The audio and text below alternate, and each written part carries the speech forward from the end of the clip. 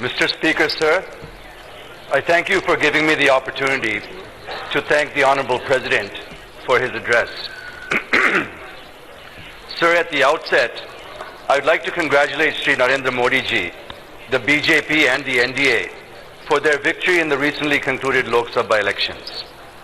The TDP had been a partner with NDA 1 with Shri Atal Bihari Vajpayee ji and in NDA 2 with Shri Narendra Modi ji, who promised us that post the unscientific and unfair bifurcation of Andhra Pradesh, that he would ensure that all provisions of the AP Reorganization Act and the assurances given by then Prime Minister Shri Manmohan Singh, especially the granting of special category status, would be fulfilled. Indeed, we had to walk out of the NDA due to the fact that the SCS was being denied to us, and the implementation and execution of the AP Reorganization Act was being delayed beyond a reasonable time limit. The TDP left the NDA after a long escalation process, sir, in which we gave the central government every opportunity to deliver our rights, sir. We fought hard to get our rights, sir.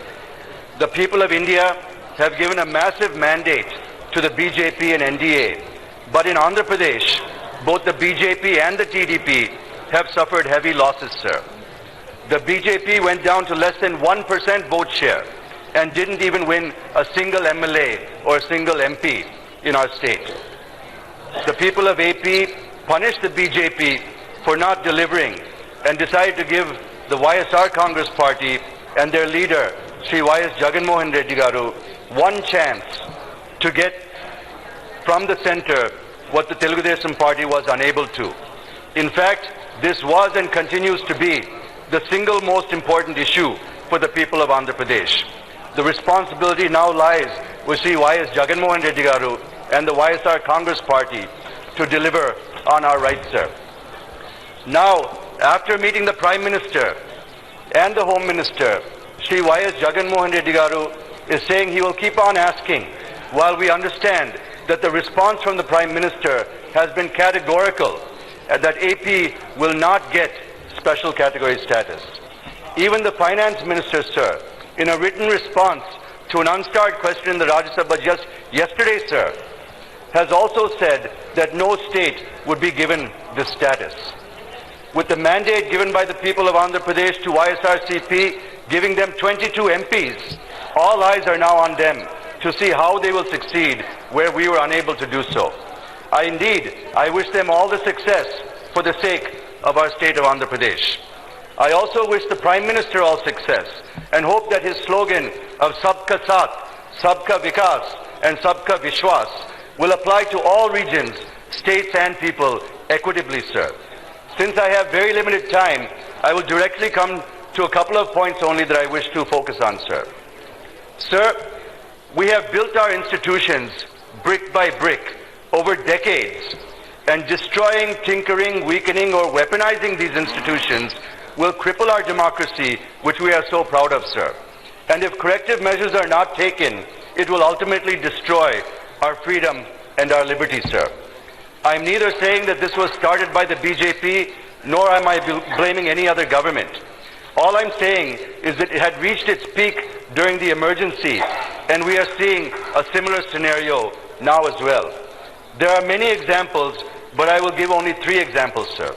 One, the notification issued by the Home Ministry on monitoring decryption of information generated, transferred, received, or stored in a computer source in December 2018 under the IT Act, without any requirement to get any authorization from anyone in the government, sir. The second is the misuse of the Election Commission during the recent elections, which many of the members have already spoken about. The third, sir, and the latest one, is how the BJP is breaking our party and grabbing 4 of our Rajya Sabha MPs by resorting to coercive politics and weaponizing the institutions. The Honorable Prime Minister, in all his speeches, is using the phrase Sabka Saath. But what is happening on the ground and in Parliament and in the state assemblies is the other way around, sir. They were happening earlier also and are continuing even today. So I ask the Honorable Prime Minister, Do you want history to show that this government is making it worse or that it is making it better, sir? Sir, what is the meaning of these slogans? Do you want all the parties to join BJP? Is that the meaning of Sabka Saath? Can we not be together if we are in different parties? Can we not be together if we speak different languages? Can we not be together if we have different beliefs? Can we not be together if we have different diets? Can we not be together if we wear different clothes? Sir, what is the meaning of Sabka Saath, sir? The real meaning is that you should be taking us along with you to build this great country. It does not mean that you gobble MPs from other parties. It does not mean that you scare others by using the CBI, IT, ED and other agencies. Sir, no party, however powerful it may be, no leader, however powerful he or she may be, and no institution should be able to dictate terms or impose their wishes on smaller and regional parties, sir. If this is allowed, it is tantamount to giving liberty to wolves, sir, which will result in the death of lambs. Sir, the second point I would like to make, a very important point, and then I will conclude. Sir, the former Chief Economic Advisor to the government, Sri Arvind Subramaniam, has sent ripples and contested the GDP figures between 2012 and 2017. In his working paper presented to Harvard University, he mentioned that the growth figures have been inflated by 2.5 percentage points during this period.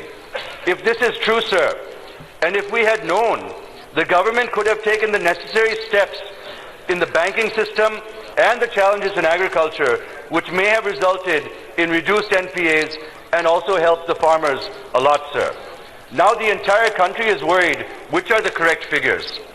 The fourth quarter growth figures for 2018-19 stands at 5.8%, which is less than China for the first time in the last few years.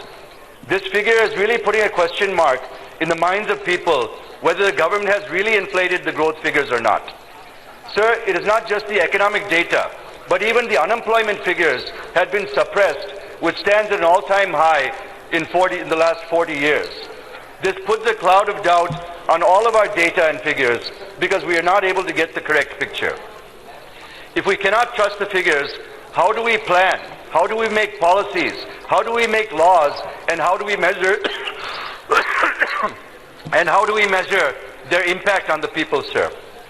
If we make laws in the absence of corrected and trusted figures, this parliament will be driving in the dark without the lights on, sir. Sir, I'm saying this because if we legislate with either inflated or with suppressed figures, how do we know if our decisions will have positive impact on the people or not?